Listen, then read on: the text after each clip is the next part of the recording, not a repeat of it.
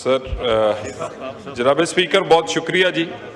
जनाब स्पीकर, इसमें कोई शक नहीं है कि इंतहाई अहम मसले की तरफ मुअज़्ज़ज़ मेंबर ने तवज्जो दिलाई है।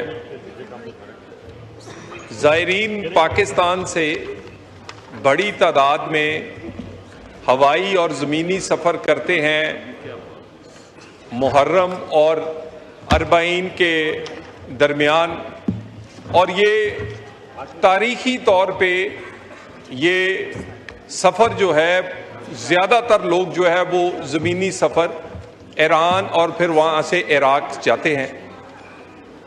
इस दफ़ा जो ये एक मजबूरन या ऐसे हालात की वजह से फ़ैसला करना पड़ा है, ये क्योंकि तारीखी रूट्स हैं, ज़हदान का हो या दूसरा रूट, इन तारीखी रूट्स को बंद करने के बारे में हुकूमत का किसी किस्म का कोई इरादा नहीं है और ना ये आइंदा होगा।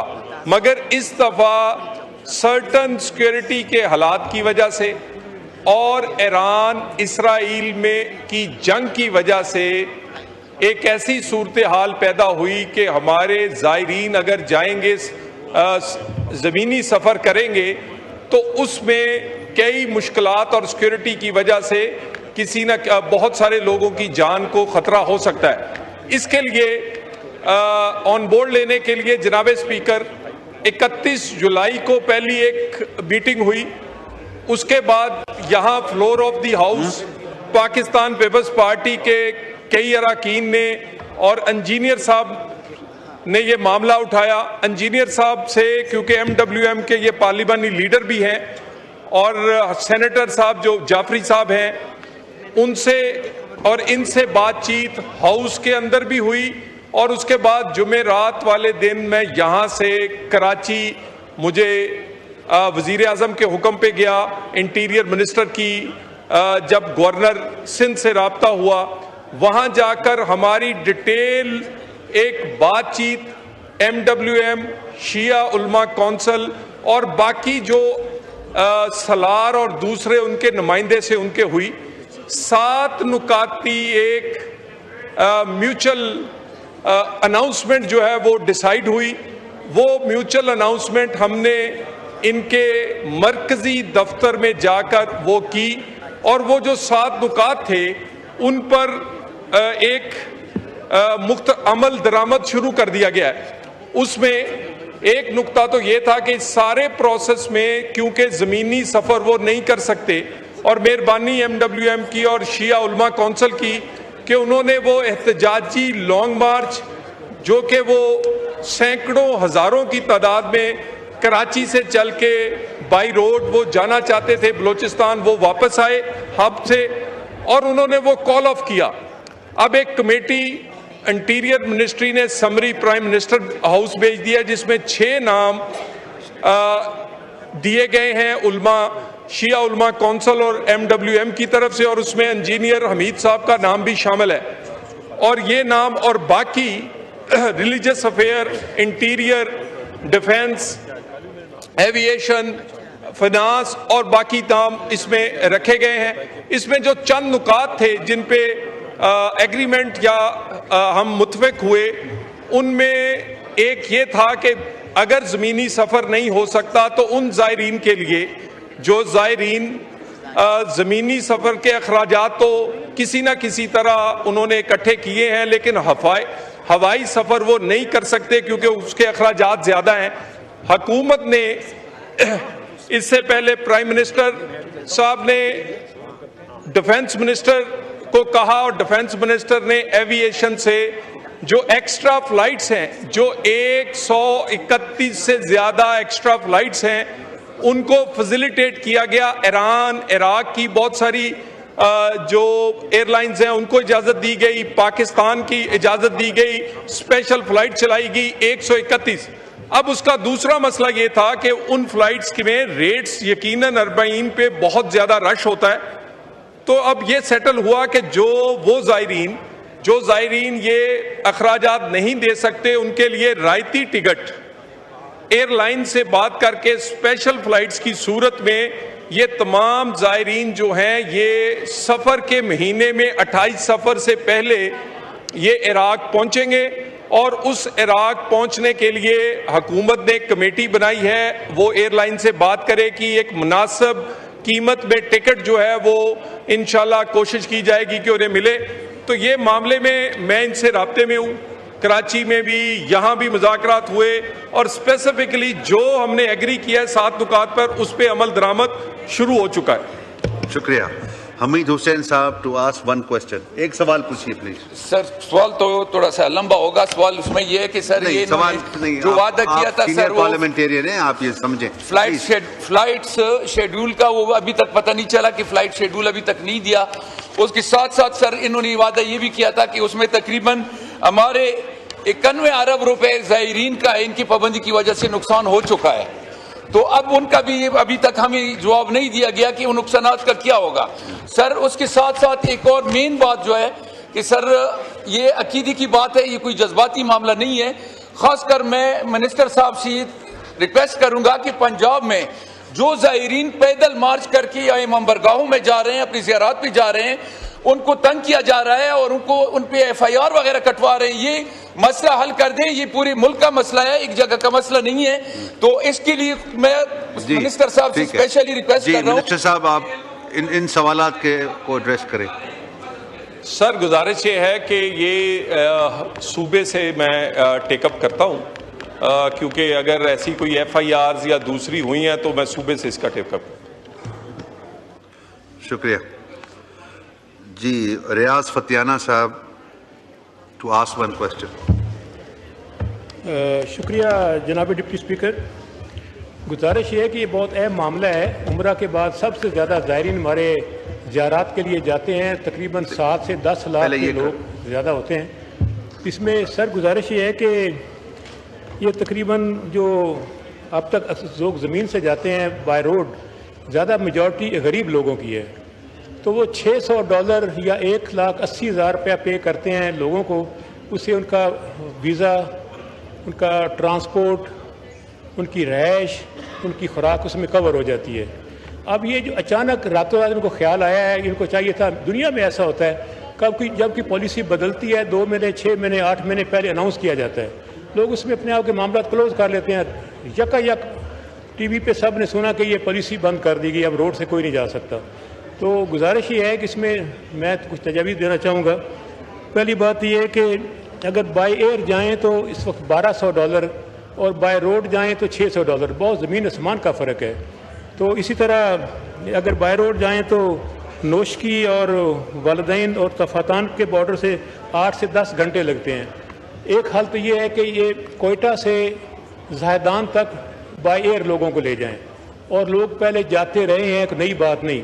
सदियों से लोग बाय रोड जाते रहे हैं, ये भी पहली बात नहीं। उसको बंद ना किया जाए, या तो कोयटा से ज़ायदान, नंबर 1। नंबर 2 दूसरा रास्ता ये है कि जो $1200 है, दुनिया में चीप फ्लाइट्स का रवाज है। चीप फ्लाइट्स बहुत सस्ती होती हैं, ना दे खाना पीना उनको, 2 घंटे बैठ जाएंगे। एक सवाल होता है ना जी, एक सर मैं थोड़ा सा गुजारिश कर लूँ, उसका बैकग्राउंड देना ज़रूरी है। तो इसके लिए इसका एक तो इसका $800 तक ले जाएं तो भी हो सकता है। बाय शिप भी लोग जाते रहे हैं। अभी फेरी चल रही है कराची से बसरा और चाह बहार, जो ईरान का है और वो इराक का है। मेरी गुजारिश ये होगी कि बड़े बैरी जहाज कर दें जिसमें ज़्यादा से ज़्यादा लोग बड़े बैरी जहाज करें। शुक्रिया। एक तो मेरा सवाल ये है कि आया बैरी जी तलाल साहब। सर गुजारिश है कि ये बिल्कुल ठीक कह रहे हैं। मैंने यही कहा कि कोई 40 तक तो बहुत ज़्यादा रश होता है, तो उसमें टिकट्स जो हैं वो पीक रेट्स पे अवेलेबल होती हैं, लेकिन स्पेशल फ़्लाइट्स का भी इंतज़ाम कोई करवाने की कोशिश कर रहे हैं। लेकिन बाद में इंशाल्लाह ताला ये जो कह रहे हैं, ये बड़ा ही मुनासिब कीमत पे सफ़र के महीने में वो 28 तक पहुँच सकेंगे। और जो वीज़ाज़ हैं, क्योंकि उस पर एक रिस्ट्रिक्शन ये होती है कि आप उसको ट्रैवल और वापस आना होता है 28 तक, उसको भी एक्सटेंड करवाने के लिए इराकी हुकूमत से हुकूमत पाकिस्तान, इंटीरियर मिनिस्टर उस पर बात करेंगे और इंशाल्लाह वो भी एक्सटेंड करके देंगे। बहरहाल इन ज़ायरीन को सस्ते और तरीके से बाई एयर जो है वो पूरा इंतजामात जो है वो कमेटी जो है उसमें जो शिया उल्मा है और बाकी जो सलारों के नुमाइंदे हैं वो उसमें हैं, ताकि वो उसकी इम्प्लीमेंटेशन भी वो खुद देखेंगे। शुक्रिया जी। मलिक मोहम्मद आमिर डोगर साहब टू आस्क वन क्वेश्चन। बहुत शुक्रिया डिप्टी स्पीकर साहब। ये इंतहाई अहमियत का हामिल ये आज का हमारा कॉलिंग अटेंशन है कि जिसमें पहली दफ़ा हो रहा है कि पाकिस्तान में रहने वाले हमारे मुसलमान बहन भाई जो लाखों की तादाद में अहले तशी ज़ायरीन हैं, वो मुक़द्दस मकामात पर जब इबादत के लिए जाते हैं, अपनी हाज़िरी के लिए जाते हैं, बिलखसूस अरबैन के दिनों में, तो उनको ज़मीनी रास्ते से इस बार हुकूमत ने मना कर दिया है कि वो बज़रिया बाई रोड अपनी किसी पब्लिक ट्रांसपोर्ट पर नहीं जा सकते। तो ये रास्ता स्पीकर साहब सैकड़ों सालों से है। ईरान के साथ पाकिस्तान और फिर ये अरब जब भी आते थे और ईरान और फ़ारस से जो लोग आते थे, ताजर आते थे और मुख्तलिफ हुक्मरान आए, मुख्तलिफ वॉरियर्स आए, इसी रास्ते से आकर वो आगे जाते थे। आज जब दुनिया चांद पर पहुंच गई है और 1.5-2 सालों में या 1.25 साल में तो कोई खातिर खा काम आवाम के रिलीफ के लिए नहीं किया। अगर सैकड़ों साल से लोग अपनी इबादत के लिए जाना चाह रहे हैं, आप उन पर भी पाबंदी लगा रहे हैं, तो इसका मतलब है आप नाकाम हैं। ठीक है जी। तलाल चौधरी साहब। सर, इस गुजारिश ये है कि अगर किसी के जानो माल का तहफ़्फ़ुज़ हुकूमत का कंसर्न है तो क्या ये नाकामी है, और क्या उसके आल्टरनेटिव जो बाकी रास्ते हैं कि उन पे काम नहीं कर रहे, और क्या हमने उनकी फैसिलिटेशन के लिए कोशिश नहीं कर रहे। इंटीरियर मिनिस्टर बहुत सारे एतराज़ात इराक़ की हुकूमत को थे कि बहुत सारे लोग वहां जाकर आगे पीछे हो जाते हैं और वो चाह रहे थे कि वीज़ा की कोई रिस्ट्रिक्शन लगे। वो खुद गए, इराक़ ईरान के तीनों इंटीरियर मिनिस्टर इकट्ठे बैठे, ज़ायरीन के हवाले से, फैसिलिटेशन के हवाले से इस मामले को आसान बनाने के अलावा, और उसके अलावा इसी साल जो ज़ायरीन के लिए एक टूर ऑपरेटर्स के जैसे हज उम्रा है वो लाजमी कर दिया गया है। 31 दिसंबर तक उसकी रजिस्ट्रेशन, सिक्योरिटी क्लियरेंस, और ये तकरीबन कोई 1300 से ज़ायद दरख्वास्त है जो आएगी। ये सारी चीज़ें फैसिलिटेशन के लिए हैं। ये ट्राइलेटरल जो मीटिंग थी इंटीरियर मिनिस्टर की वो भी, फिर उसके बाद ये जो कह रहे हैं कि एक समुद्री रास्ता है उसके लिए ओवरसीज पाकिस्तानी मिनिस्टर के साथ बात हुई है ताकि बड़े शिप्स चलाए जा सके। जी तलाल साहब वाइंड अप करें। सर गुजारिश ये है कि बाकी जो ईरान के लिए ये नहीं है कि सारी जो तालिब इल्म वहाँ पढ़ रहे थे और इसराइल ईरान जंग में वो वापस आए थे पाकिस्तान, हम उनको भी फैसिलिटेट कर रहे हैं। तो ये वाला जो है हमने एक कमेटी बनाई है और इसका कंसर्न है, और ये इंशाअल्लाह ताला एक ऐसा इंतज़ाम करेंगे कि ये ज़ायरीन जिनके पास इतने अखराजात नहीं वो बाई एयर पहुँच सकें। कादिर पटेल साहब। शुक्रिया सर, बहुत बड़ी मेहरबानी आपकी।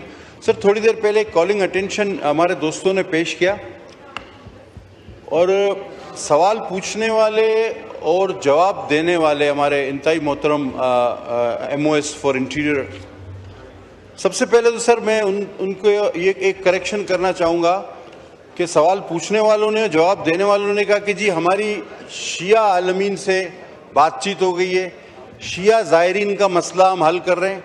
सर, मसला ये सारे मुसलमानों का है। मौला हुसैन सिर्फ शियाओं तक महदूद नहीं है, वो मुसलमानों के भी और जो मुसलमान नहीं है उनके भी मौला हुसैन है। तो मसला ये है कि सर करबला जो है वो सिर्फ शियाओं के लिए नहीं, आप किसी फ़िरके को उस तक मखसूस ना करें। मसला ये है कि आप कह रहे हैं कि ईरान इराक जंग, ईरान इसराइल जंग, वो तो कब की बंद हो चुकी। Iran is ready to take दो ज़ायरीन, वो पैसेज देने के लिए तैयार है। प्रॉब्लम आपका कराची से बलूचिस्तान के बॉर्डर तक आ रहा है। आप अपनी सिक्योरिटी ठीक करें, आप सारा इल्ज़ाम ईरान पर क्यों डाल रहे हैं। ईरान बिल्कुल वेलकम कर रहा है ज़ायरीन को, हाँ, हम अगर उनको कराची से बलूचिस्तान चमन तक सेफ नहीं ले जा पा रहे तो उसका पश्तून तुर्बत तक अगर हम उनको नहीं ले जा पा रहे तो उसका हमें एतराफ़ करना चाहिए कि हमें जल्दी से वो सिक्योरिटी ठीक कर लेनी चाहिए। एयरलाइनों से ये मसला हल होने वाला नहीं, एयरलाइनों से ये मसला नहीं हल होगा। या तो ये गारंटी दी जाए कि जितने मोला के ज़ायरीन हैं वो सब पहुंचेंगे। अब 15 अगस्त को अरबईन है, 15 तक आप बताएं हजारों लोग कौन सी एयरलाइंस में कितने कम फेयर में वहां पहुंचेंगे, और जो मोला के ज़ायरीनों को रोकेगा सर उसका अंजाम होगा बहुत बुरा। और हमारे कुछ एक दोस्त ने मुझे इतना लंबा चौड़ा खत लिखा और साथ में एक शेर लिख के भेजा, मैं कह देता हूं, रास्ता रोक रहे हो दीवानों के, रास्ते रोक रहे हो दीवानों के, ढेर लग जाएंगे बस्ती में गरेबानों के। सर ये बहुत जरूरी था। शुक्रिया। एक मिनट तलाल साहब, दूसरा साहब भी पूछ रहे थे तो दोनों इनको मिला लेते हैं। आगा साहब आप बात करना चाह रहे हैं, यही बात थी? अच्छा जी, तलाल साहब।